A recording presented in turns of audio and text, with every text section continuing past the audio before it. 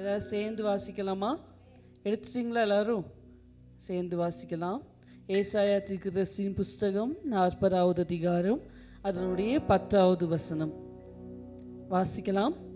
இதோ கர்த்தராகிய ஆண்டவர் பராக்கிரமசாலியாக வருவார், அவர் தமது புயத்தினால் அரசாளுவார். இதோ அவர் அளிக்கும் பலன் அவரோட கூட வருகிறது, அவர் கொடுக்கும் பிரதிபலன் அவருடைய முகத்துக்கு முன்பாக செல்கிறது. இந்த ஏசாயா தீர்க்கதரிசன புஸ்தகம், இந்த புஸ்தகத்தை எப்படி சொல்லுவாங்க?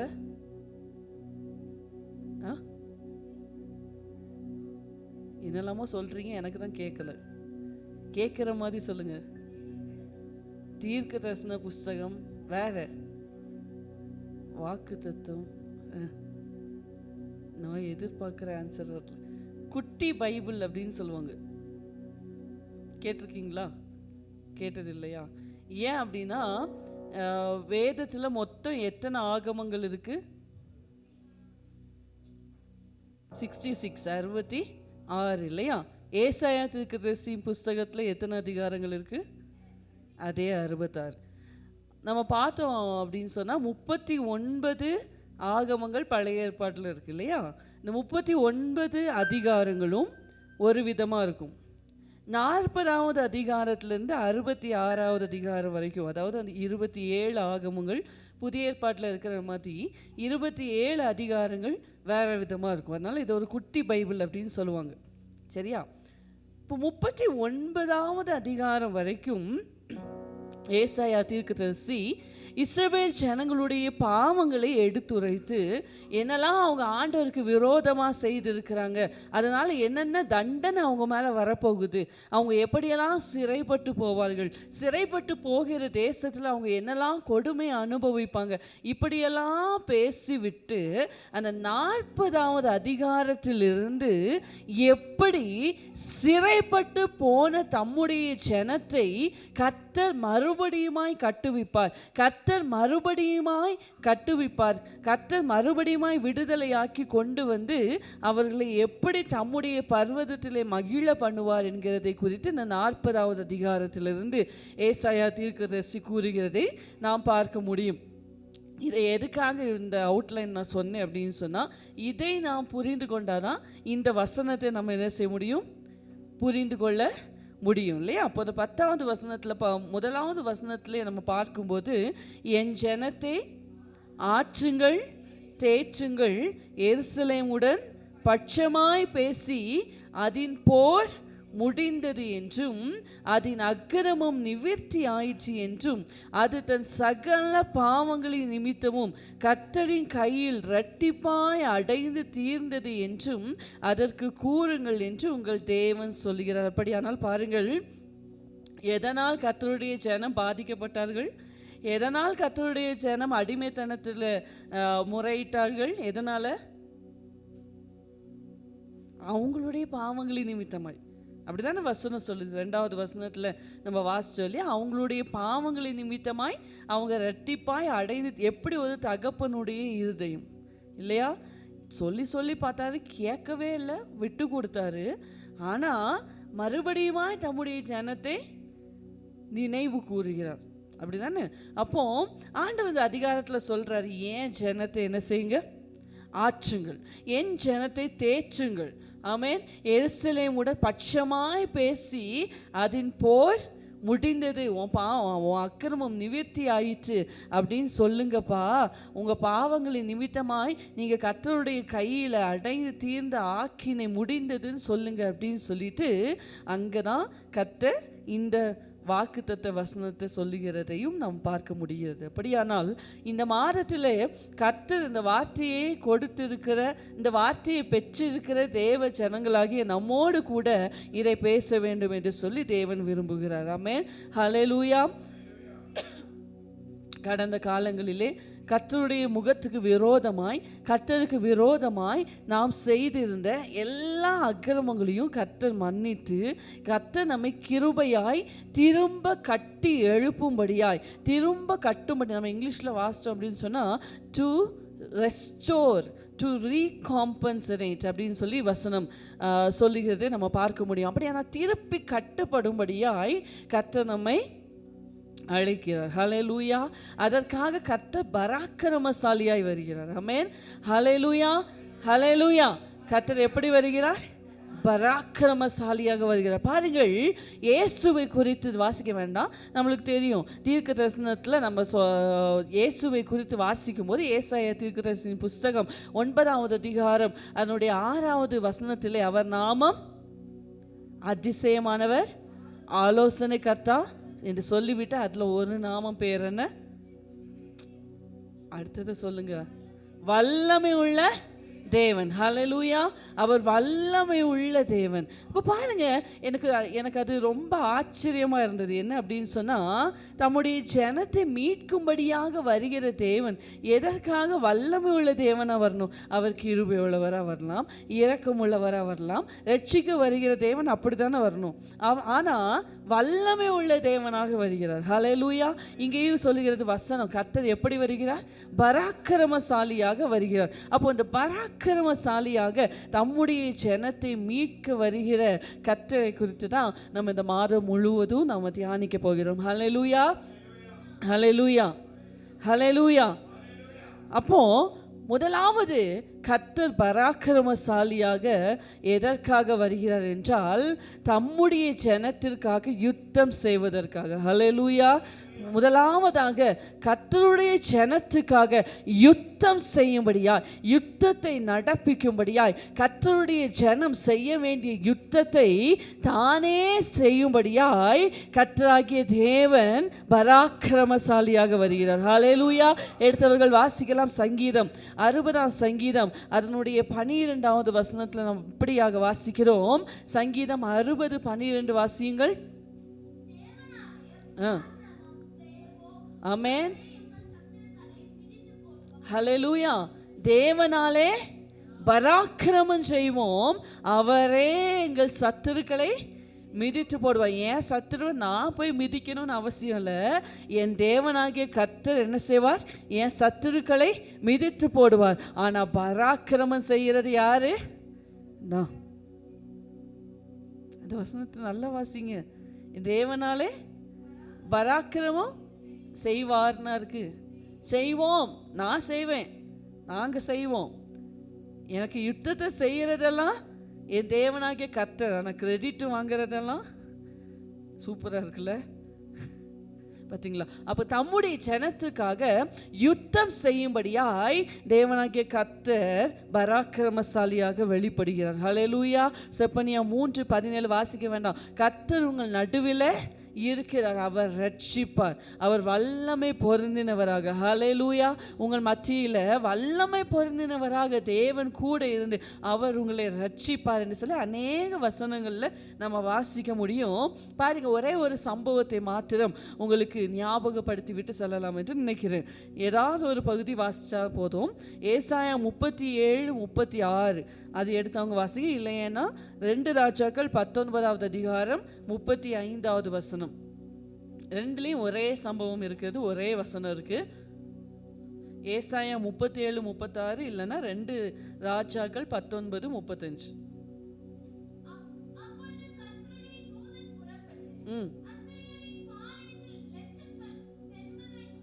$185,000.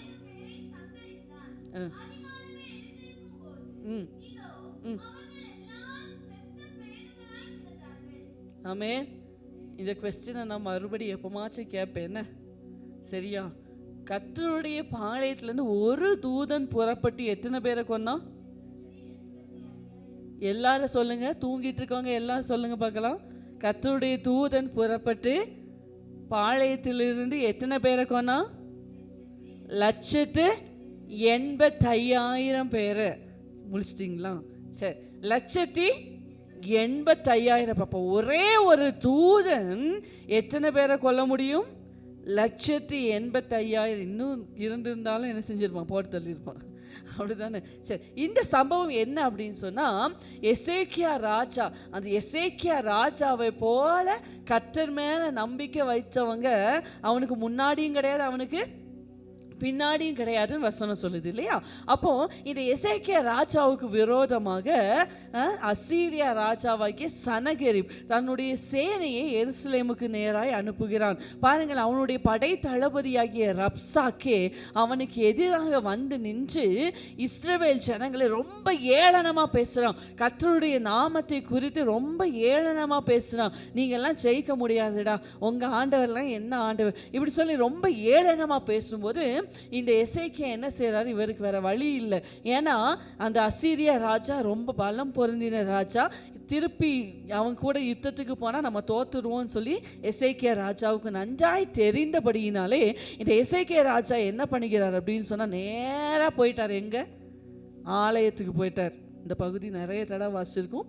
இன்றைக்கும் புதுசாகவே கேட்கிற ஜனங்களுக்காக ஆண்டவருக்கு சோத்திரம். சரி பாருங்க, அப்போ கர்த்தருடைய ஆலயத்தை நான் நினச்சேன் இதெல்லாம் வேகமாக போயிடலாம், நம்ம நிறைய தடவை பார்த்துருக்கோம்ல அப்படின்னு சொல்லி. ஆனால் நீங்கள் பார்க்குற கவனத்தையும் ஆர்வத்தையும் பார்த்தா உங்களுக்கு இன்றைக்கும் இது புதுசாக இருக்குதுன்னு நல்லா தெரியுது. சரி பாருங்கள், அப்போ எசேக்கியா ராஜா ஆலயத்துக்கு போய் என்ன செய்கிறாரு? ஆண்டவருக்கு நேராக கரங்களை விரித்து, ஆண்டவரே இவன் சொல்கிற வார்த்தையெல்லாம் நீங்கள் கேட்டீங்கப்பா, இவங்களுக்கு எதிர்த்து நிற்க எங்களால் முடியாது. ஆனால் எனக்கு ஒன்று தெரியும், நாங்கள் ஆராதிக்கிற தேவன், எங்களோடு கூட இருக்கிற தேவன், நீங்கள் எவ்வளோ பராக்கிரமசாலின்னு சொல்லி எனக்கு தெரியும் ஆண்டவரே. அவனுடைய தெய்வங்கள் எல்லாம் வெறும் மரமும் கல்லும் தானே, ஆனால் நாங்கள் ஆராதிக்கிற எங்கள் தேவன் நீ ஜீவனுள்ள தேவன், நீர் ஒரு மரத்தாலோ கல்லாலோ செய்யப்பட்டவர் அல்ல. ஹல்லேலூயா. அந்த பகுதி வீட்டில் போய் வாசிச்சு பாருங்க, அந்த அதிகாரத்தை ரொம்ப சூப்பரான அதிகாரம். சரியா? இப்படி எசேக்கியா ராஜா போய் ஜெபித்த போது கர்த்தர் ஒரு தூதனை அனுப்புகிறார். அன்று ராத்திரியிலே ஒரு தூதன் போய் பாளையத்தில், அசீரிய பாளையத்தில் இருந்த 185,000 பேரை சங்கரித்தான். அதிகாலமே எந்திரிச்சு பார்க்கும்போது, யார் எந்திரிச்சு பார்க்கும்போது? இஸ்ரவேல் ஜனங்கள் எந்திரிச்சு பார்க்கும்போது அவங்கெல்லாம் செத்த பிரேதங்களாய் கிடந்தார்கள். ஹல்லேலூயா, ஹல்லேலூயா. தேவ ஜனமே, உனக்கு எதிராய் போராடுகிற சத்துரு எவ்வளோ வீரியம் பொருந்தினவனாய் வேணாலும் இருக்கலாம், ஆனால் உன் கூட இருக்கிற தேவன் அவர் வர வேண்டிய அவசியம் இல்லை. ஒரே ஒரு தூதனை அனுப்பி, ஹல்லேலூயா, ஹல்லேலூயா, நீ உன் கண்ணால் பார்க்கும்போது அவன் செத்த பிரேதமாக கிடப்பான். ஹல்லேலூயா. உன்னோட போராடினவர்களை நீ தேடியும் காணாதிருப்பாய். ஹல்லேலூயா, ஹல்லேலூயா.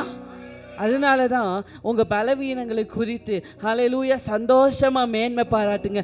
ஏன்னா உங்கள் பலவீனத்தில் தான் கர்த்தருடைய பலன் பூரணமாக விளங்கும். ஹல்லேலூயா, ஹல்லேலூயா. எப்போ நம்மளை வீக்காக நினைக்கிறோமோ, எப்போ எசேக்கியா தன்னுடைய இராணுவ பலம்னால ஒன்றும் செய்ய முடியாதுன்னு நினைக்கிறாரோ, அப்போ தான் எசேக்கியா கர்த்தருடைய பலம் என்பது என்ன என்பதை உணரக்கூடிய சான்ஸ் அங்கே உருவாகும். ஆமென், ஹல்லேலூயா. ஒரு விஷயத்தில் நீங்கள் வீக்காக இருக்கீங்களா? உங்கள் எனிமி கூட உங்களால் நிற்க முடியலையா? உங்கள் சத்துரு கூட உங்களால் நிற்க முடியலையா? உங்களை எதிர்த்து வருகிற சூறாவளி போன்ற வெள்ளம் போல சத்துரு வரும்போது உங்களால் நிற்க முடியலையா? அதற்காக சந்தோஷப்படுங்க. ஹல்லேலூயா. உங்கள் பலவீனத்தை குறித்து மேன்மை பாராட்டுங்க. ஹல்லேலூயா. ஒரு நாள் கர்த்தருடைய சமூகத்தில் வந்து உட்கார்ந்து ஜெபித்து கொண்டிருந்த போது கர்த்தர் இந்த வரிகளை தான் அந்த பாட்டில் தந்தார். அதுக்கப்புறம் நானே தான் மற்ற வரிகள் எல்லாம் எழுதினேன். பாருங்க, அந்த மாச வாக்குத்தத்தத்தை வசனத்தை வச்சு எழுதினேன். மற்றபடி இந்த வரி ஆண்டவரே என்னை பாட வச்சார். எனக்கு அந்த சூழ்நிலைலாம் ஞாபகம் இல்லை, நான் எதுக்காக ஜெபிக்க வந்தேன் ஞாபகம் இல்லை. ஆனால் கர்த்தர் இந்த வரிகளை தான் பாட வச்சார். என் பலவீனங்களில் மேன்மை பாராட்டுவேன், நீரெந்த பலனாக இருப்பதாலே எத்தடையையும் தாண்டி நான் முன்னேறுவேன், நீரெந்த முன்பாக செல்வதாலே. எல்லாம் சேர்ந்து பாடலாமா? என் பலவீனங்களில் நான் மேன்மை பாராட்டுவேன், நீர் என்ற பலனாக இருப்பதாலே எந்த தடை வந்தாலும் நான் முன்னேறுவேன், நீங்க என் முன்னாடி செல்வதாலே. உலகத்தில் இருக்கிறவனை பார்க்கிலும் எனக்குள்ள இருக்கும் என் தேவன் பெரியவர். ஹல்லேலூயா. எல்லாம் சேர்ந்து நல்ல கரங்களை தட்டி ஹல்லேலூயா.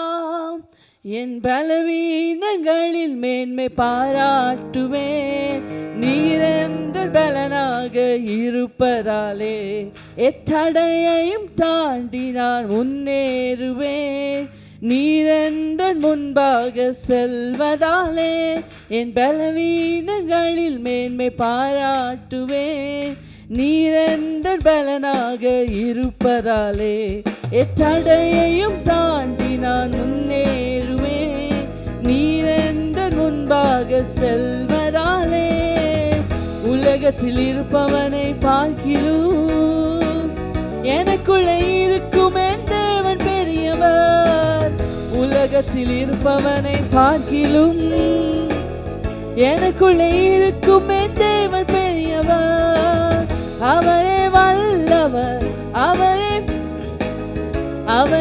எல்லாருக்கும் மேலானவர், இயேசுவே வல்லவர், இயேசுவே பெரியவர், இயேசுவே எல்லாருக்கும் மேலானவர். ஹல்லேலூயா, ஹல்லேலூயா. அதனால உங்க பலவீனங்களை குறித்து நீங்க மேன்மை பாராட்டுங்க. ஏன்னா உங்க பலவீனத்துல கர்த்தருடைய பலன் பூரணமா விளங்குகிறதை பார்ப்பீங்க. ஹல்லேலூயா, ஹல்லேலூயா. வாசிங்க யாத்திராகமம் 15வது அதிகாரம் அதனுடைய 3-6 வசனங்களை மாத்திரம் நம்ம வாசிப்போம். அந்த சம்பவம் நமக்கு நல்லா தெரியும் இல்லையா?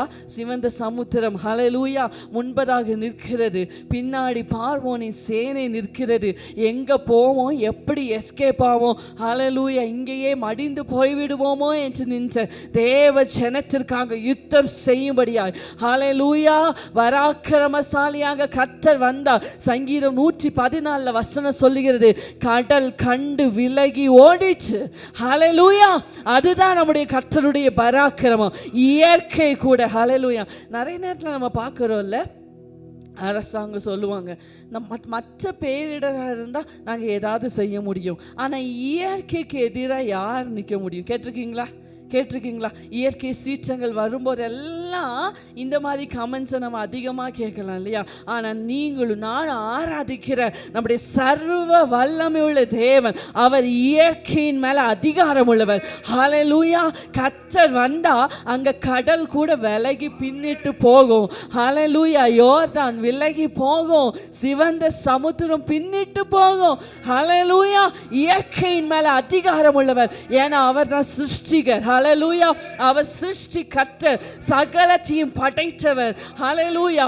சகலத்தின் மேலும் அதிகாரம் உடைய தேவன், அவர் பராக்கிரமசாலியாக வெளிப்படுவார். அதை வாசிங்களேன். 3வது வசனத்தையும் 6வது வசனத்தையும் வாசிக்க கேட்போம். கர்த்தரே யுத்தத்தில் வல்லவர், கர்த்தர் என்பது அவருடைய நாமம். கர்த்தாவே உம்முடைய வலதுகரம் பலத்தினால் மகத்துவம் சிறந்திருக்கிறது. கர்த்தாவே ஹல்லேலூயா, ஹல்லேலூயா. இதுதான் நம்முடைய கர்த்தர். ஹல்லேலூயா. அவர் யுத்தத்தில் வல்லவர். ஆமென். இன்னைக்கு ஒரே பாட்டாக வருது, பாட்டு பாடிட்டு இருந்தேன்னா இன்னைக்கு அவ்வளோதான். ஆமே. நம்ம ஜெயம் கொடுக்கும் தேவனுக்கு கோடி கோடி ஸ்தோத்திரம்ல ஒரு வரி அழகாக வரும் இல்லையா? யுத்தத்தில் வல்லவர், மீட்பர், ஜெயிக்கிறார். ஹல்லேலூயா, ஹல்லேலூயா. அப்போ நம்முடைய தேவனுக்கு முன்பதாக எந்த சத்துருவும் நிற்க முடியாது. அப்படியான அந்த தேவனை ஆராதிக்கிற தேவ பிள்ளையே, உனக்கு முன்பதாக சத்துரு நிற்க கூடாது. ஹல்லேலூயா. நீ கர்த்தரை ஆராதிக்கிற தேவ ஜனமானா ஓ முன்னாடி சத்துரு தலை தூக்கி நிற்க கூடாது. ஹல்லேலூயா. அந்த வைராக்கியம் உனக்கு வேணும், அந்த வைராக்கியம் எனக்கு வேணும். ஆமென். ஹல்லேலூயா, ஹல்லேலூயா. உங்க பலத்தோட சத்துருவின் பலத்தை கம்பேர் பண்ணாதீங்க. எசேக்கியா அதை தான் சொன்னார். ஆண்டவரே என்னால் முடியாது தான், ஆனால் உங்களால் முடியுங்கிறது எனக்கு தெரியும். ஆமென். ஹல்லேலூயா. முதலாவதாக என்ன சொன்னேன்? அவர் தேவனுடைய ஜனத்துக்காக, தம்முடைய ஜனத்துக்காக யுத்தம் செய்யும்படியாய் பராக்கிரமசாலியாய் வெளிப்படுகிறார். 2வது இந்த வசனத்திலே நம்ம வாசிச்சோல்ல, நம்முடைய வாக்குத்தத்த வசனத்திலே எப்படி தம்முடைய ஜனத்தை விடுவிக்கும்படியாய், தம்முடைய ஜனத்துக்கு பிரதிபலன் கொடுக்கும்படியாகவும், தம்முடைய ஜனத்தை விரோதிக்கிற பகையினருக்கு நியாய தீர்ப்பை கொடுக்கும்படியாகவும் கர்த்தர் பராக்கிரமசாலியாய் வெளிப்படுகிறார். To reward and recompensate his people. ஆமென், ஹல்லேலூயா. தம்முடைய ஜனத்துக்கு பிரதிபலனை கொடுக்கவும் தம்முடைய விரோதிக்கிற பகையினருக்கு நியாய தீர்ப்பை செலுத்தும்படியாகவும் கர்த்தர் பராக்கிரமசாலியாக வெளிப்படுகிறார். ஹல்லேலூயா. கர்த்தருடைய நியாய தீர்ப்புக்கு நம்ம விலகி இருக்கிறதுனால கர்த்தருக்கு நன்றி செலுத்தணும். ஆமென், ஹல்லேலூயா. கர்த்தரால் மீட்கப்பட்ட ஜனத்துக்கு நியாய தீர்ப்பு என்ன செய்யாது? ஒவ்வொரு கம்யூனியனுக்கும் வாசிக்கிறோம்ல, ஞாபகம் இல்லையா? நம் உலகத்தோட நியாயம் தீர்க்கப்படாதபடிக்கு. அப்படின்னா என்ன அர்த்தம்? நமக்கு நியாய தீர்ப்பு கிடையாது. கர்த்தருடைய நியாய தீர்ப்புக்கு முன்னாடி நின்னோன்னா அவ்வளவுதான், முடிஞ்சு. ஹல்லேலூயா. சாதாரணம் அந்த உலகத்துல உள்ள தீர்ப்புகளுக்கு முன்னாடியே என்ன செய்ய முடியல, நிக்க முடியல. ஜட்ஜஸ் தர தீர்ப்புக்கு முன்னாடி நிக்க முடியறது இல்லைல்ல. நேற்று சிங்கப்பூர்ல ஒருத்தருக்கு கொடுத்த தண்டனையை பார்த்தீங்களா? எவ்வளவோ பணம் அபராதம். அது மட்டும் இல்லை, ஒரு சின்ன ஏதோ ஒரு தப்புக்குதான் எத்தனையோ பெரம்படி. பார்த்தீங்களா? பெரம்படி வாங்க கூட செஞ்சிடலாம். ஆனால் அந்த முந்தின நைட் அவனால் தூங்க முடியுமா? அவ்வளோ நடுக்கமாக இருக்கும். அப்படி தானே? ஆமாம். இந்த உலகத்தினுடைய சாதாரண நியாய தீர்ப்புகளுக்கே இந்த உலகத்தால் நிற்க முடியல. ராஜாதி ராஜா ஒரு நாள் நியாயம் தீர்க்க வரப்போகிறார். பூமியை நீதியோடு நியாயம் தீர்க்க வரப்போகிறார். ஹல்லேலூயா. பேழைக்குள்ளே இருக்கிறவங்களுக்கு நியாய தீர்ப்பு இல்லை. இன்னைக்கு நம்மளை சிச்சித்து கொண்டு இருக்கிறார் அப்படின்னு சொன்னால் நம்ம சந்தோஷப்படணும். ஹல்லேலூயா. உலகத்துக்கு சிச்சை கிடையாது. அவன் மனம் போன போக்கில் என்ன செய்வான்? வாழுவான். நிறைய நேரத்தில் நம்ம யோசிக்கிறோம்ல, எனக்கு மட்டும் ஏன் தண்டனை, எனக்கு மட்டும் ஏன் ஆண்டவர் அடி தர்றாரு, எனக்கு ஏன் சின்ன தப்பு செஞ்சாலும் ஆண்டவரே உடனே தட்டுறாரு, ஏன் ஏன் ஏன் கொஸ்டின் கேட்குறோம்ல.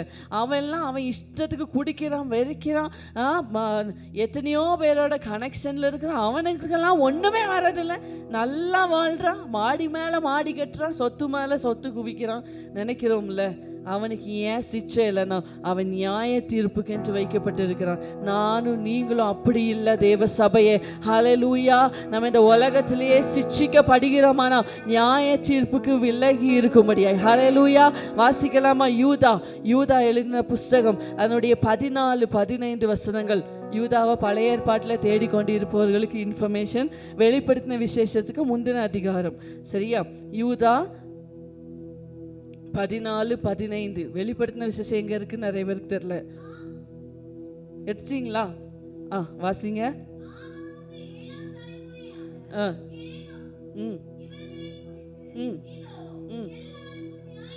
எல்லாருக்கும் நியாய தீர்ப்பு கொடுக்கிறதற்கும் அவர்களில் அவபக்தி உள்ளவர்கள் யாவரும் அவபக்தியாய் செய்து வந்த சகல அவபக்தியான கிரியைகளின் நிமித்தமும் தமக்கு விரோதமாய் அவபக்தி உள்ள பாவிகள் பேசின கடின வார்த்தைகள் எல்லாவற்றின் நிமித்தமும் அவர்களை கண்டிக்கிறதற்கும் ஆயிரமான ஹல்லேலூயா. வாசிங்க. ஆமென். ஹல்லேலூயா. ஹல்லேலூயா. அப்ப நியாய தீர்ப்பு ஒன்று இருக்கு. ஆமென். ஆயிரமான தம்முடைய பரிசுத்தவான்களோடு கூட அவபக்தியான பாவிகள் பேசின எல்லாவற்றையும் குறித்து நியாய தீர்ப்பு கொடுக்கும்படியாகவும் தம்முடைய ஜனமாகிய இஸ்ரவேலை, ஆவிக்குரிய இஸ்ரவேலர்களாகிய நம்மை சேர்த்து கொள்ளும்படியாக கர்த்தர் என்ன செய்ய போகிறார்? ஒரு நாள் பராக்கிரமசாலியாய் வருகிறார். அந்த நாளை குறித்து கர்த்தருடைய வசனம் சொல்லுகிறது. அந்த நாளுக்கு பராக்கிரமசாலி முதலாய் அலறுவான். இந்த உலகத்திலே தன்னை பராக்கிரமசாலி, தன்னை பயங்கரமான சர்வாதிகாரின்னு காண்பிக்கிறவர்கள் கூட கர்த்தருடைய நாளுக்கு முன்பதாக நிற்க முடியாது. பராக்கிரமசாலி முதலாம் என்ன செய்வான்? அலறுவான். ஆனால் மீட்கப்பட்ட தேவ ஜனமே, நம்மை மீட்கும்படியாய் கர்த்தர் எப்படி வருவார் தெரியுமா? கர்த்தர் எப்படி வருவார் தெரியுமா? பிரதிபலனோடு. ஹல்லேலூயா, ஹல்லேலூயா. நான் அவனுடைய கிரியைகளின்படி அவனுக்கு நான் அளிக்கும் பலன் என்னோட கூட வருகிறது. ஹல்லேலூயா. அதனால் இந்த உலகத்தில் எனக்கு இது கிடைக்கலையே, இந்த உலகத்தில் நான் இதை அனுபவிக்கலையே, நான் இந்த உலகத்தில் பரிசுத்தமாய் வாழ்ந்து என்ன பயன் நினைக்காதீங்க சபையே. நமக்கான பிரதிபலன் இனி வருகிறதா இருக்கிறது. நமக்கான பிரதிபலன் இனி வருகிறதா இருக்கிறது. ஹல்லேலூயா. நான் அடிக்கடி சொல்லியிருக்கேன்ல, அந்த மிஷினரி கேட்டதற்கு ஆண்டவர் என்ன பதில் சொன்னாங்க? ஆண்டவர் என்ன பதில் சொன்னார்? நீ இன்னும் வீட்டுக்கு வரல, நீ வீட்டுக்கு வா, உனக்கான பிரதிபலன் என்னன்னு உனக்கு தெரியும், உனக்கான வரவேற்பு என்னன்னு உனக்கு தெரியும். ஹல்லேலூயா. அப்ப இரண்டாவதாக தேவன் தம்முடைய ஜனத்துக்கு பிரதிபலனை கொடுக்கும்படியாகவும், ஹல்லேலூயா, தம்மை விரோதிக்கிறவர்களை நியாயம் தீர்க்கும்படியாகவும் பராக்கிரமசாலியாய் வெளிப்படுவார். முதலாவது என்ன சொன்னேன்? சத்தமா. நீங்க ஒன்றும் கெட்ட வார்த்தையெல்லாம் பேசல, ஆண்டோடைய வசனத்தை சொல்றீங்க, வார்த்தையை சொல்றீங்க. சத்தமா தம்முடைய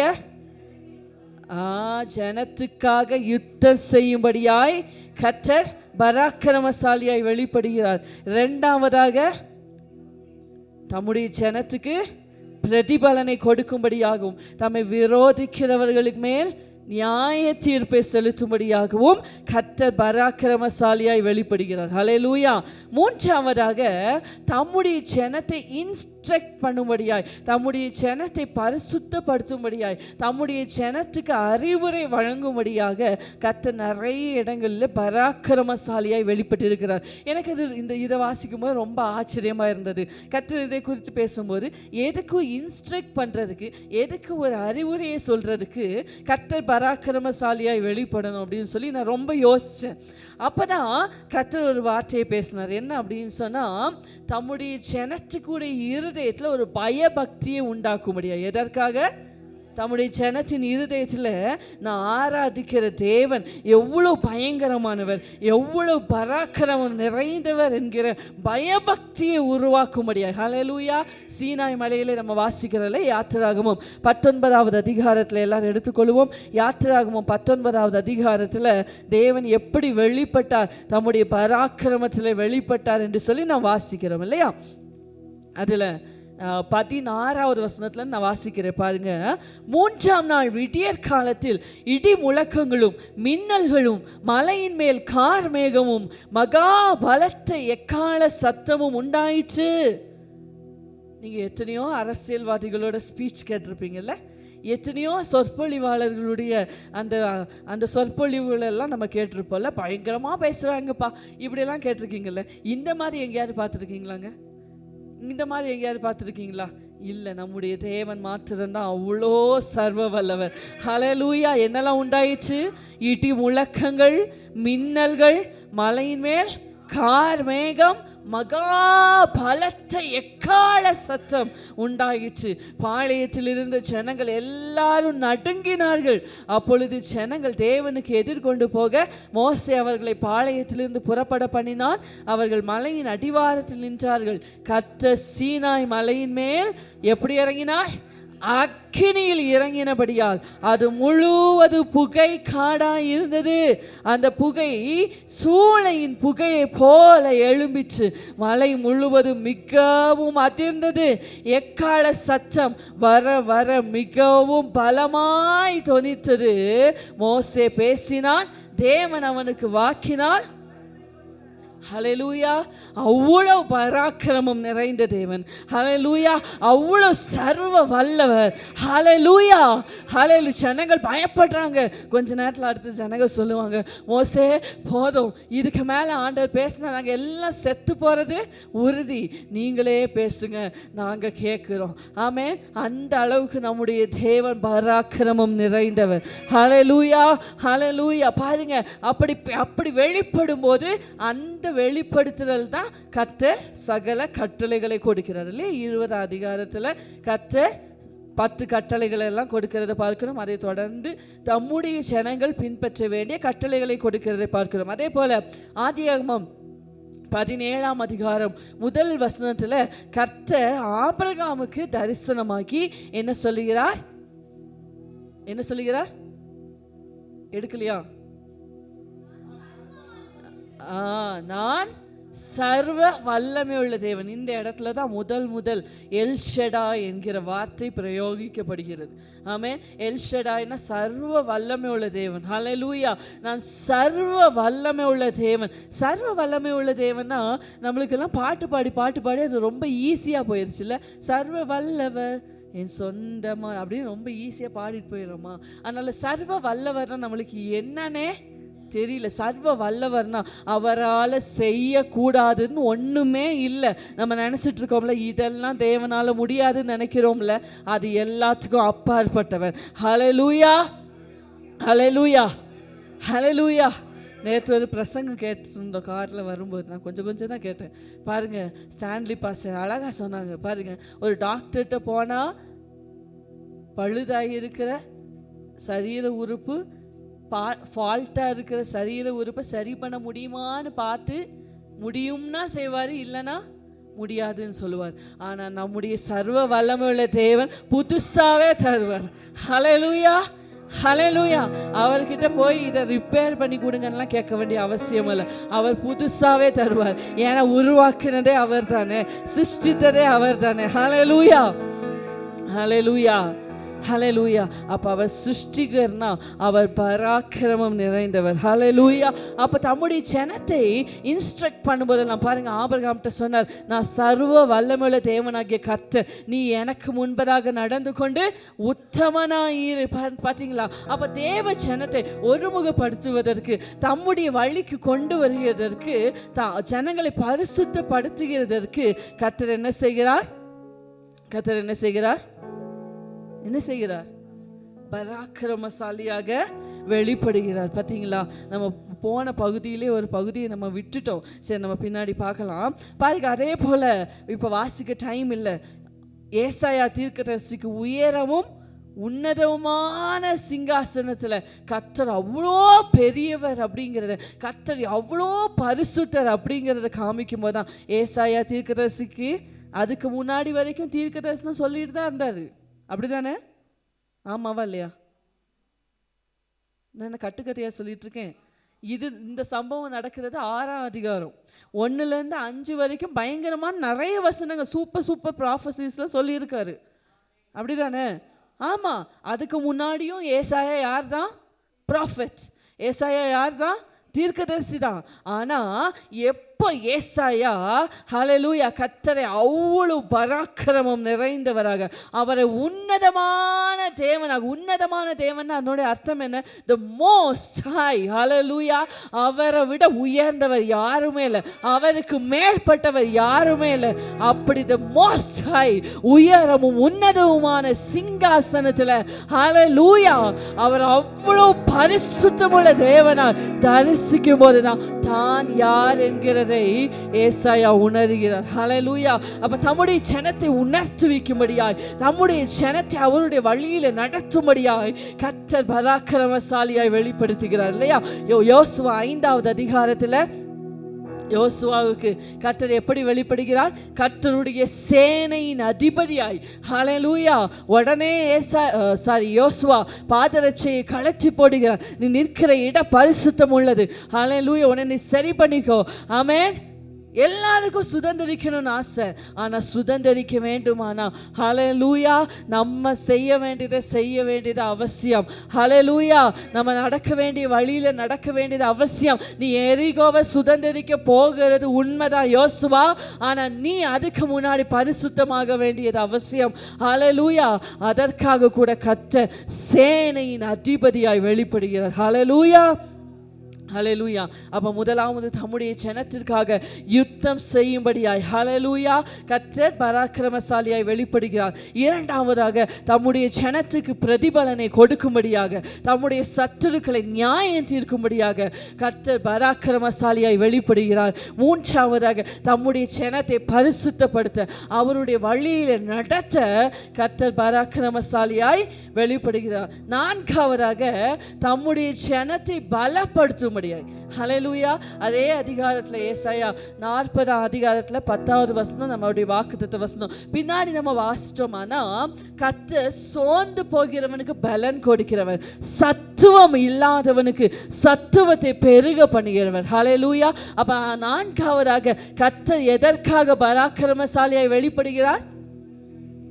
தம்முடைய ஜனத்தை, சும்மா தம்முடைய ஜனத்தை இல்லை, சோர்ந்து போயிருக்கிற சத்துவம் இல்லாத தம்முடைய ஜனத்தை பலப்படுத்தும்படியாய். ஹல்லேலூயா.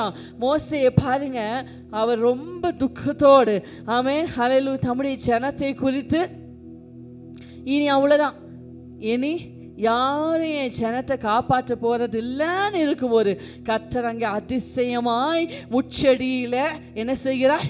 பிரசன்னமாகிறார். ஹல்லேலூயா. நான் கிட்ட போய் இந்த அதிசய காட்சியை பார்ப்பேன்பா. என்ன இது இவ்வளோ எரியுது, ஆனா காஞ்சி போகாம இருக்கே, இந்த முச்செடியில அக்கினி பற்றாம இருக்கிறேன். அப்படி அதிசயமானவராய் பராக்கிரமசாலியாய் வெளிப்படுகிறார். அப்பதான் கர்த்தர் சொல்லுகிறார், மோசே நான் ஜனத்தை விடுவிக்கும்படியாய் இறங்கி இருக்கிறேன். உன்னுடைய ஜனத்தை விடுவிக்கும்படியாய் இரட்சகர் இல்லையே, இனி யாரும் என்னுடைய ஜனத்தை விடுவிக்க முடியாது என்று கலங்கி போய் இருக்கிறாய், ஆனால் நான் இறங்கி இருக்கிறேன். ஹல்லேலூயா ஹல்லேலூயா. இப்போ பாருங்க, உங்களுக்கு புரியுற மாதிரி நான் சொல்றேன். நீங்க எல்லாம் பாபான்னு முழிச்சிட்டு இருக்கிறத பார்த்தா உங்களுக்கு புரிய வைக்க வேண்டியது அவசியமா இருக்கு. பாருங்க, இப்போ நீங்க வந்து சரி, நம்மளுக்கெல்லாம் புரியுற மாதிரி சொல்றேன். ஒரு இருட்டான நேரம், சரியா, தனியா ஒரு இடத்துல என்ன செஞ்சிட்டோம்? மாட்டிட்டோம். வழியே என்ன செய்யல, தெரியல. அப்போ ஒரு நோஞ்சா மாதிரி ஒருத்தன் வந்துட்டு, நான் இருக்கேன் உங்க கூட, நீங்க தைரியமா வாங்க அப்படின்னு சொன்ன நம்ம என்ன சொல்லுவோம்? ஏன் உன்னையே நானே அடிச்சு போட்டு கிளம்பிடுவோம் போல இருக்கு, நீ எனக்கு பாதுகாப்பா? கேட்போமா கேட்க மாட்டோமா? கேட்போம். அப்ப கர்த்தர் ஏன் பராக்கிரமசாலியாய் வெளிப்பட்டு நம்மை தேற்றரவு பண்ணுகிறார்னா, நமக்கு நம்பிக்கையை கொடுக்கும்படியாய். ஹல்லேலூயா. கர்த்தர் ஏன் அவ்வளோ அதிசயமானவராய், ஏன் அவ்வளோ பராக்கிரமசாலியாய் வெளிப்படுகிறார்னா, நம்மளை திடப்படுத்தும்படியாய். ஹல்லேலூயா ஹல்லேலூயா. பாருங்க, சோர்ந்து போகிறவனுக்கு அவர் பலனை கொடுக்கிறவர். ஹல்லேலூயா. சத்துவம் இல்லாதவனுக்கு சத்துவத்தை பெருக பண்ணுகிறவர் இல்லையா? பாருங்க, கிதியோன் ஆமே ஹல்லேலூயா சோர்ந்து போய் உட்கார்ந்து இருக்கிறார். ஆமே, இனி இந்த மீதியானியர் கையில மாட்டி நம்ம அவ்வளவுதான், நம்ம இனி எழும்ப போறது இல்லை. ஆஃப்டர் ஆல் ஒரு விதை தானியத்தையே என்ன செய்ய முடியல, நம்மளால சேர்க்க முடியல, பாதுகாக்க முடியல, அதை போய் அழிச்சிட்டு போட்டு போயிடறானுங்க. கர்த்தரே நம்ம கூட இல்லை போல, கர்த்தர் எங்களோடு இருந்தா இதெல்லாம் நேரிடுவானே. இப்படிப்பட்ட கிதியோனை கர்த்தர் எப்படி கூப்பிடுகிறார்? பராக்கிரமசாலியே, கர்த்தர் உன்னோட இருக்கிறார். ஹல்லேலூயா. கிதியோன் கேட்கிறார், என்ன ஆண்டவரே, நான் பராக்கிரமசாலியா? கர்த்தர் எங்க கூட இருக்காரா? கர்த்தர் எங்களோட கூட இருந்தா இதெல்லாம் நேரிடுவானேன், இதெல்லாம் நடக்குமா? கர்த்தர் என்ன சொன்னார்? நான் உன் கூட இருப்பேன், உன்னை அனுப்புகிறவன் நான் அல்லவா? அந்த காட்சியை கொஞ்சம் யோசிச்சு பாருங்க. கர்த்தர் ரொம்ப சோர்வா வந்து, கிதியோன் போ, உன்னை நாள அனுப்புறேன் அப்படின்னு சொல்லியிருந்த கிதியோனுக்கு உற்சாகம் வந்திருக்குமா? கிதியோன் போயிருப்பாரா? அப்போ கர்த்தர் கிதியோனுக்கு எப்படி வெளிப்பட்டிருப்பார்? யோசிச்சு பாருங்க. பராக்கிரமசாலியா. ஆமே ஹல்லேலூயா. உன்னை அனுப்புறது நான்ப்பா சொன்ன உடனே கிதியோன் எழும்ப முடியுமானா? கர்த்தர் எப்படிப்பட்ட பராக்கிரமசாலியா கிதியோனுக்கு வெளிப்பட்டிருப்பார். ஹல்லேலூயா ஹல்லேலூயா. பாருங்க, அவ்வளோ அற்புதங்களை செய்த அந்த எலியா தீர்க்கதரிசி ஆமே அவ்வளோ சேலஞ்ச் பண்ணார். 400 தீர்க்கதரிசிகளுக்கு முன்னாடி, 450 தீர்க்கதரிசிகளுக்கு முன்னாடி நின்று அவ்வளோ பயங்கரமா சவால் விட்ட தீர்க்கதரிசி. வாசிங்க 1 ராஜாக்கள் 19 அதிகாரத்தில் ஏசபேல் என்ன செய்கிறாங்க? ஏசபேல் தூது அனுப்புகிறாங்க, அந்த எலியாட்ட போய் சொல்லு, நாளைக்கு அவன் தலை அவன் மேலே இருந்தா, ஆமாம் என் தெய்வம் எனக்கு இதுவும் செய்யட்டும் இன்னமும் செய்யட்டும் அப்படின்னு ஒரே ஒரு மெசேஜ் தான் அனுப்புனான். அவ்வளோதான், முடிஞ்சு. போதும் கர்த்தாவே போதும், என் ஜீவனை எடுத்துக்கொள்ளும். இப்படி தான் நம்ம நிறைய நேரத்தில் இருக்கிறோம். ஆண்டவருடைய நாமத்தினால் பாருங்க, நிறைய நேரத்தில் நம்ம பயங்கரமாக விசுவாசமாக இருக்கிறோம், பயங்கர விசுவாச வார்த்தையெல்லாம் பேசுகிறோம். சில நேரத்துலலாம் நாங்களே இது முடியாதுன்னு நினச்சாலும் நீங்கள் என்ன செஞ்சிருவீங்க? சிஸ்டர் அது என்ன நீங்கள் இப்படி சொல்கிறது அப்படின்னு கேட்பீங்க. ஆனால் ஒரு சின்ன ஏசபேல் எழும்பிட்டா போதும், அவன் நேரில் கூட வரல, நியூஸு தான் அனுப்புனா, எலியா போய் சூற செடியில் படுத்துட்டார். போதும் கர்த்தாவே, நான் செஞ்ச ஊழியமும் போதும், நான் பிறந்ததும் போதும், இவ்வளோ நாள் வாழ்ந்ததும் போதும், நான் என்னத்தை கண்டேன் ஒன்றும் நான் பார்க்கல, முடிஞ்சு. போதும் கர்த்தாவே, என் ஜீவனே எடுத்து. எனக்கு அதில் பிடிச்சது என்ன தெரியுமா? ஆண்டது ஒன்றும் போய் தட்டி கொடுக்கல, போட்டு மோனே போட்டு. நம்மளாம் அப்படி தானே செய்வோம். சரி போட்டு எந்திரி, நான் பார்த்துக்கிறேன், நான் அந்த ஏசபேலை கவனிச்சுக்கிறேன். ஏதாவது சொன்னாரா? அப்படி எதுவுமே சொல்லல. போஜனம் கொடுத்தாரு, எழுப்புனாரு, போஜனம் கொடுத்தாரு, சாப்பிடு அப்படின்னு சொன்னார். சாப்பிட்டான், மறுபடியும் என்ன செஞ்சான்? படுத்து தூங்கிட்டான். 2ஆம் தரமும் ஆண்டவர் வந்தார், தட்டி எழுப்புனாரு, சாப்பிடு, நீ போக வேண்டிய தூரம் ரொம்ப தூரம் போக வேண்டியது இருக்குது, சாப்பிடு அப்படின்னு சொன்னார். என்ன செஞ்சான்? சாப்பிட்டான். சாப்பிட்டுட்டு அடுத்து என்ன சொன்னான்? வெகு தூரமா? அந்த வெகு தூரம்லாம் போகிறதுக்கு நான் தயார் கிடையாது, இப்போவே என் ஜீவனை தந்த சாப்பாடு ரொம்ப டேஸ்ட் ஆண்டவர், நல்லா சாப்பிட்டாச்சு, போதும், அப்படியே நான் செத்து போயிடுறேன், என் ஜீவனை எடுத்துக்கொள்ளுங்க. ஆண்டவர் இதான் சொன்னாரா? போட்டு எலியா, இப்படி தான் நமக்கு உலகத்தில் பாடுகள் வரும், நம்ம இதெல்லாம் தாண்டி போய் ஆகணும், ஏசபேலை நான் நாளைக்கே கொன்னுடுறேன். ஏதாவது சொன்னாரா? சொல்லவே இல்லை. அதுக்கு பதிலாக ஆண்டவர் என்ன செஞ்சாரு? போத ஆண்டவரே என் ஜீவனை எடுத்துக்கொள்ளுங்கன்னு ஒருத்தன் கிடக்கான். ஆண்டவர் என்ன செஞ்சாரு தெரியுமா? நாளைக்கு நீ சாகிறதுக்கு முடிவெடுத்ததெல்லாம் போதும், நீ என்ன செய்யணும்? எந்திரி, நீ செய்ய வேண்டிய வேலை நிறைய இருக்கு. ஆண்டவர் எனக்கு ஆறுதல் சொல்லவே இல்லை. அவன் சொல்றேன் பாருங்க 14ஆம் வசனத்துல, இதோ எலியாவை, இங்கே உனக்கு என்ன காரியம் என்கிற சத்தம் அவனுக்கு உண்டாயிற்று. அதற்கு அவன், சேனைகளின் தேவனாகிய கர்த்தருக்காக வெகு பக்தி வைராக்கியமாய் இருந்தேன். இஸ்ரவேல் புத்திரர் உமது உடன்படிக்கையை தள்ளிவிட்டார்கள், உம்முடைய பலிபீடங்களை இடித்து உம்முடைய தீர்க்கதரிசிகளை பட்டயத்தினால் கொன்று போட்டார்கள். நான் ஒருவன் மாத்திரம் மீதியாய் இருக்கிறேன், என் பிராணனையும் வாங்க தேடுகிறார்கள் என்றான்.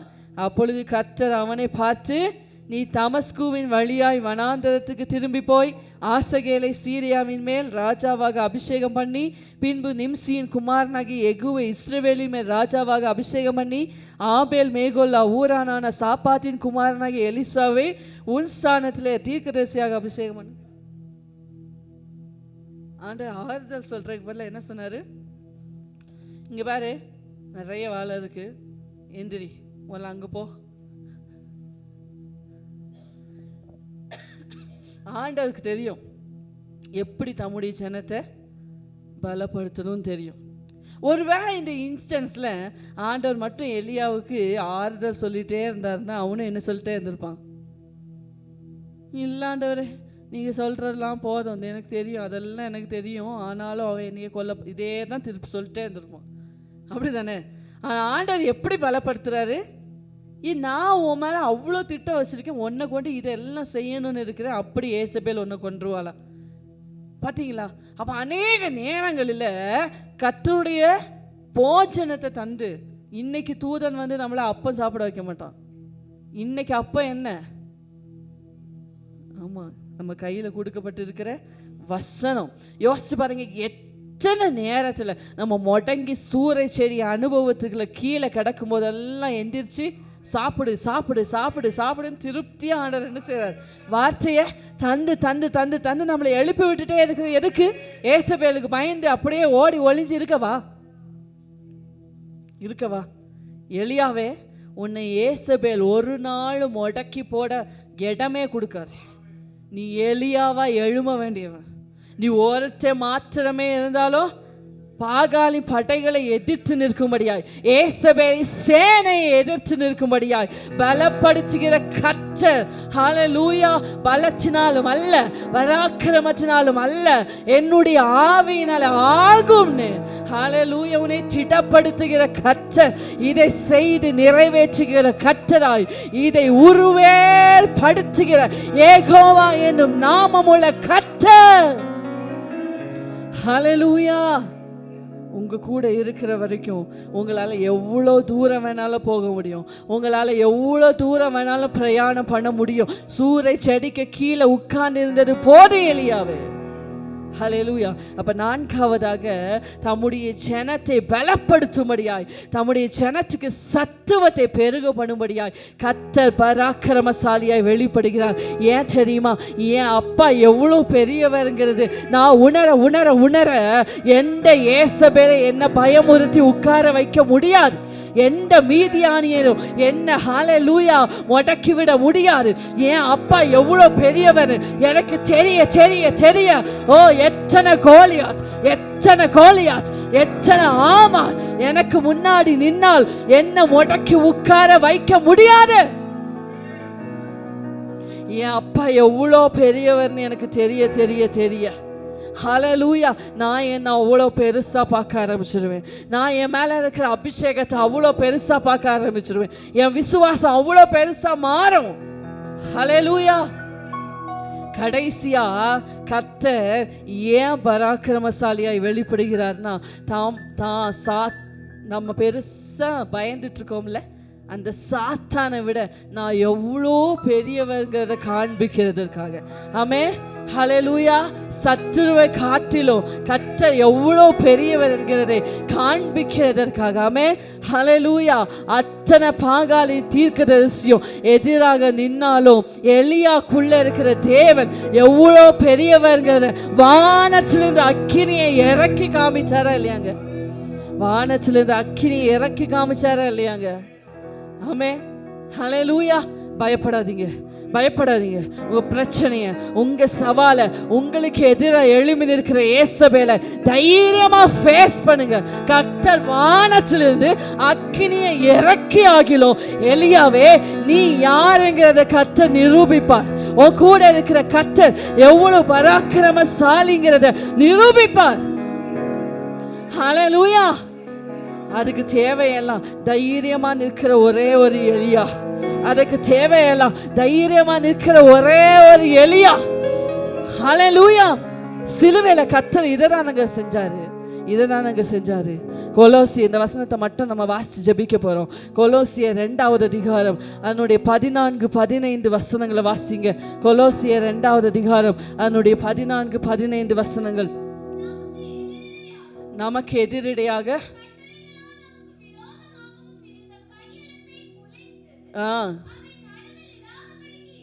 ஆமென் சிலுவையின் மேல் ஆணி அடித்து துரைத்தனங்களையும் அதிகாரங்களையும் உறிந்து கொண்டு வெளியரங்கமான கோலமாக்கி அவைகளிமே சிலுவையிலே வெற்றி சிறந்த. ஹல்லேலூயா. வெற்றி சிறந்தாரே இயேசு, வெற்றி சிறந்தாரே. மரணத்தை வென்றாரே, பாதாளத்தை வென்றாரே. மரணத்தை வென்றாரே, பாதாளத்தை வென்றாரே. ராஜாதி ராஜாவார் என்றென்றும் ஆளுக செய்கிற ராஜாதி ராஜாவார் என்றென்றும் ஆளுக செய்கின்றார். வெற்றி சிறந்தாரே இயேசு, வெற்றி சிறந்தாரே. ஹல்லேலூயா. அவர் ஜெயிச்சதுனால நானும் ஜெயிப்பேன். ஹல்லேலூயா. ஜெயித்தெழுந்த கிறிஸ்து ஹல்லேலூயா எனக்கு முன்பதாக செல்வதால நான் எதையும் ஜெயிப்பேன், எந்த தடையையும் தாண்டுவேன். ஹல்லேலூயா. மகிமையாய் வெற்றி சிறந்த கர்த்தர். ஹல்லேலூயா. கர்த்தர் மகிமையாய் வெற்றி சிறந்த குதிரையையும் குதிரை வீரனையும் கடலிலே தள்ளினார். அவருடைய நாசியின் சுவாசத்தினால் ஜலம் குவியலாக நின்றது. சர்வ வல்லவருடைய சுவாசத்தினால ஜலம் குவியலாக நின்றது. ஹல்லேலூயா, ஹல்லேலூயா. பாருங்க, உலகத்தில் இருக்கிறவனிலும் உங்களில் இருக்கிறவர் பெரியவர். உலகத்தில் இருக்கிறவனிலும் உங்களில் இருக்கிறவர் பெரியவர். இந்த உலகத்தை மோசம் போக்குகிற சத்துரு எவ்வளவு பெருசா இருந்தாலும், ஓ மீட்கப்பட்ட சபையே, ஓ ஹல்லேலூயா, ஸ்திரீ பெற்ற ஆண் பிள்ளையை விழுங்கும்படியாய் வலு சர்ப்பம் எவ்வளவு முயற்சி பண்ணாலும் ஓ வனாந்தரத்துக்கு நேரா துரத்தினாலும், ஹல்லேலூயா, ஹல்லேலூயா, தண்ணீரை அவளுக்கு எதிராக பீச்சி அடித்தாலும் ஒரே ஒரு தூதனை அனுப்பி, ஒரே ஒரு மிகாவேலை அனுப்பி அவனுடைய கதையை க்ளோஸ் பண்ண வைக்க ஓ ஏன் தேவனால முடியுமானா? ஹல்லேலூயா. சபையே, நம்ம பண்ண வேண்டியதெல்லாம் என்ன தெரியுமா? கர்த்தர் நமக்காக பராக்கிரமசாலியாய் வெளிப்படுகிறார். கர்த்தர் நமக்காக பராக்கிரமசாலியாய் வெளிப்படுகிறார். நம்ம செய்ய வேண்டியதெல்லாம் என்ன தெரியுமா? கர்த்தர் பராக்கிரமசாலியானா அவருடைய பராக்கிரமத்தை நம்புங்க, அவருடைய பராக்கிரமத்தை நம்புங்க. நான் ஒரு பகுதி இன்னைக்கு நான் சொல்லலை, கர்த்தருக்கு சித்தமான நம்ம அடுத்த வாரங்களில் நம்ம அதை பார்க்கலாம். அங்கே கர்த்தர் அங்கலாய்க்கிறார். இஸ்ரவேல் ஜனங்களை குறித்து கர்த்தர் அங்கலாய்க்கிறார். ஏன் நான் இவ்வளோ பராக்கிரமசாலியா இருக்கிறேனே, என் பராக்கிரமத்தை நீங்க உணர மாட்டீங்களா? என் மேல நம்பிக்கை வைக்க மாட்டீங்களா? போய் விக்கிரகங்கள் மேல நம்பிக்கை வைக்கிறீங்களேன்னு சொல்லி கர்த்தர் அங்கலாய்க்கிறதை நம்ம பார்க்கிறோம். தேவ ஜனமே, கர்த்தரை நம்புகிறதற்கு தயாரா?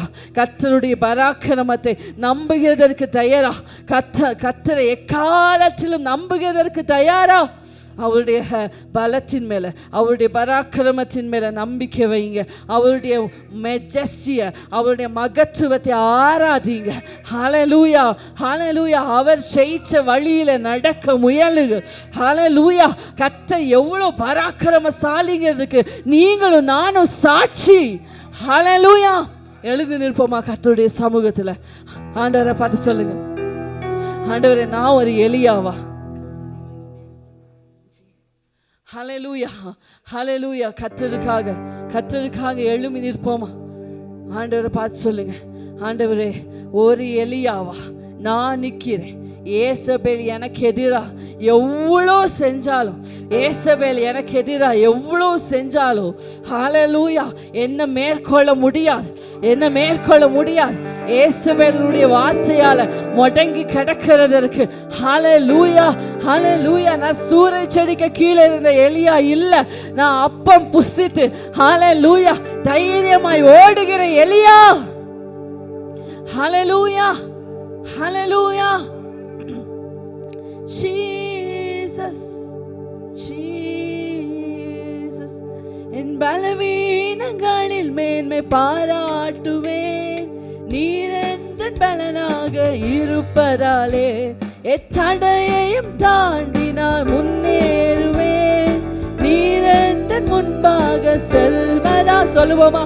என் பலவீனங்களில் மேன்மை பாராட்டுவேன். நீர் எந்த பலனாக இருப்பதாலே என் தடையையும் தாண்டி நான் முன்னேறுவேன். நீர் செல்வதாலே உலகத்தில் இருப்பவனை பார்க்கிலும் எனக்குள் இருக்கும் என் தேவன். சொல்லுவோம் தைரியமா? உலகத்தில் இருப்பவனை பார்க்கிலும் எனக்குள் இருக்கும் என் பலவீனங்களில் மேன்மை பாராட்டுவேன். என்னால செய்ய முடியாத எல்லாத்துக்காகவும் நன்றி ஆண்டவரே. என்னால செய்ய முடியாத எல்லாத்துக்காகவும் நன்றி ஆண்டவரே. என் பலவீனங்கள் எல்லாத்துக்காகவும் நன்றி ஆண்டவரே. எத்தடையையும் தாண்டி நான் முன்னேறுவேன். நீர் எந்த முன்பாக செல்வதாலே உலகத்தில் இருப்பவனை பார்க்கிலும் எனக்குள் இருக்கும் என் தேவன் பெரியவர்.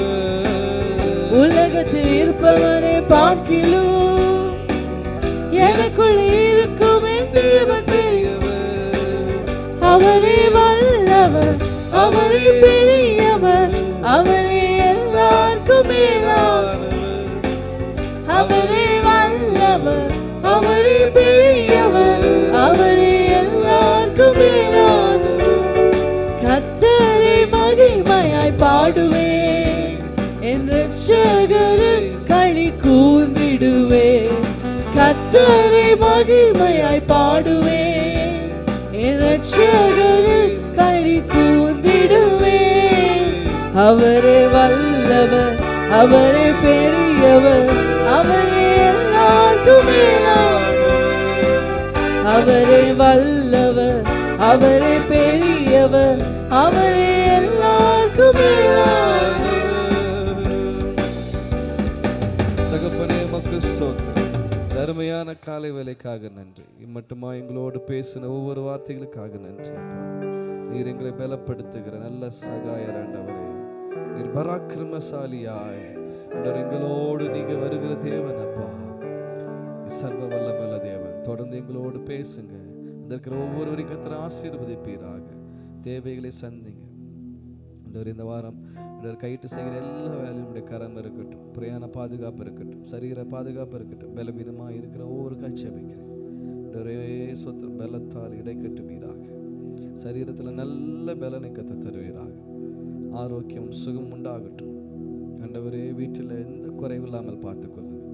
பண தேவைகளை சந்திங்க. அப்படி நாம மாத்திரம் மகிமைப்படட்டும். ஆண்டவரே வந்த ஒவ்வொருவரையும் மீண்டும் உம்முடைய பரிசுத்த கருத்தில் ஒப்பு கொடுக்கிறேன். ஆசீர்வதித்து பலப்படுத்துங்க. மீட்பெரும் இரட்சகருமாக இயேசுவின் நாமத்தில் பிதாவே, ஆமென். என் ஆத்துமாவே கர்த்தரை ஸ்தோத்திரி, என் முழு உள்ளமே பரிசுத்த நாமத்தை ஸ்தோத்திரி.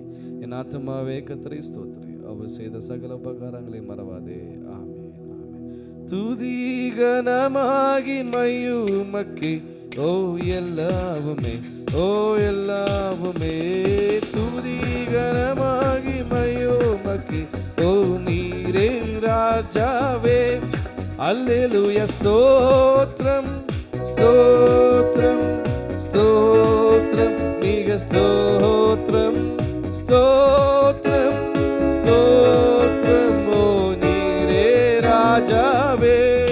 அல்லேலூயா. துதி கனமாகி மகிமையுமக்கே, ஓ எல்லாவுமே, ஓ எல்லாவுமே.